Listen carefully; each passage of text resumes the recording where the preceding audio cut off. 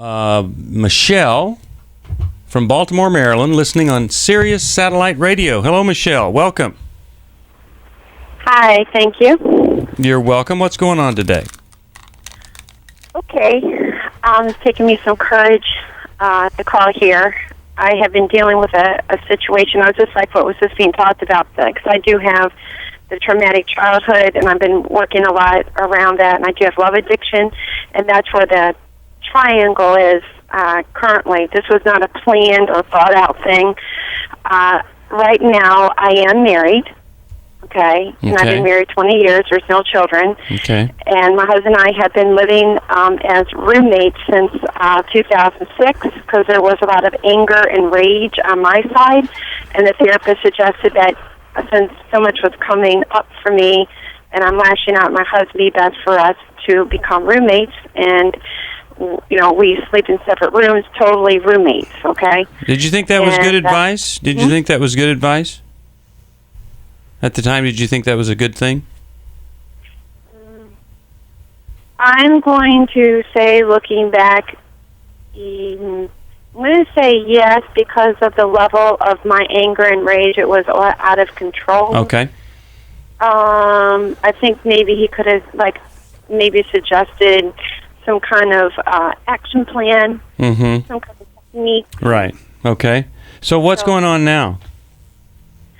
I am still living in the same house with my husband. A little over 2 years ago, I met a man, and we started hanging out, and now this man has some problems himself. He's grown a lot, but this was not a conscious choice either. It just went that way, that he has moved into my house, and this person has been here for 2 years now in my house.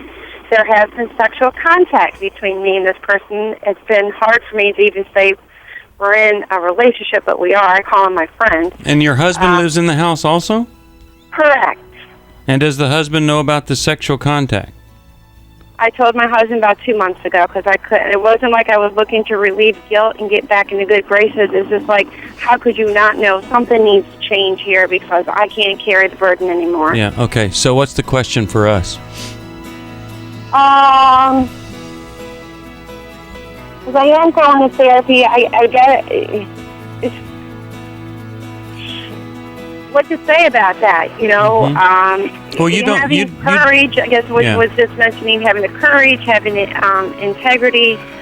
But I know, and that's right now. I feel some anger coming out just around this, because I know what to do. Mm-hmm. It's not happening. Are you a Christian? Yes. Okay, we'll talk about this after.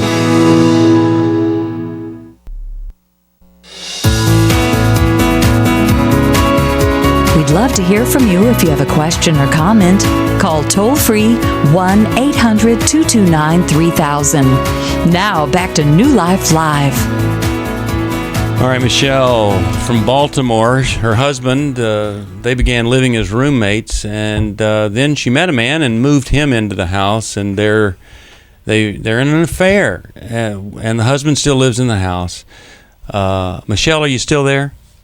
Yes. Okay. Mylon and I were talking about this at the break, and Mylon, go ahead and work with Michelle here.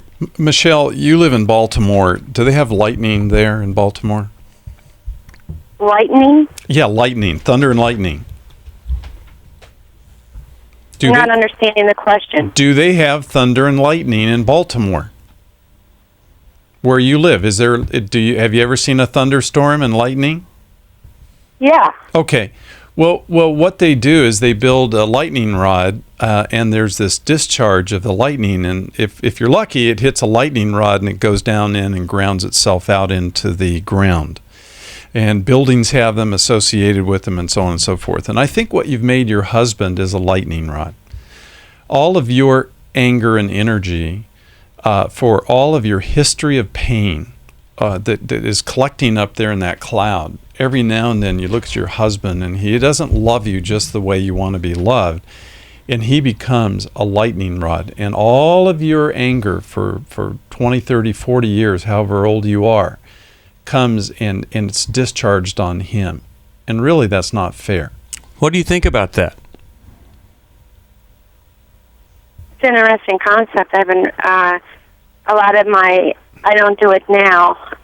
It was because I'm also a food addict. 4 years ago, when I put down sugar and flour, a lot of anger came out of me, and I was lashing out on him because of fear of not. I felt like I lost my best friend, Sure. and I didn't know what to do. Now, before that, because he's a different kind of person, I never met someone who was so antisocial, where we had to have the shades closed, doors locked, no one can come over. He never had any friends call. I felt very isolated, and I'm a outgoing person, so a lot of anger came out there.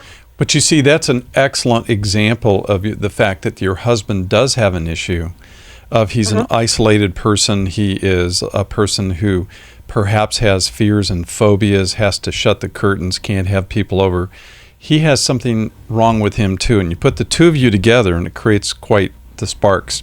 You know, if you're saying I would want the courage to do something, sometimes people don't have the courage to do it themselves until somebody else makes the first move.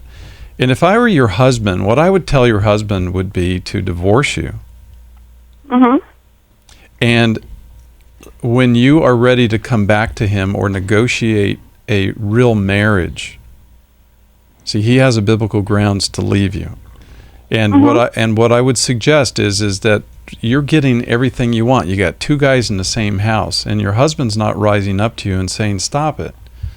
There's nobody else crying out. This other person you brought in he's happy with what he's got. He's got a place to live and a sex partner. And you have to say, well, maybe your husband has to make a move here. I think of course, you wouldn't be calling if you weren't conflicted about this and you know it's wrong. But the answer to your question is, until you really grieve your childhood, there's two ways to get anger out. One is to be a lightning rod or to have lightning and discharge on people that don't love you the way you want to be loved. The other way is to grieve the pain of your childhood and to really look at the massive level of trauma that has made you a love addict.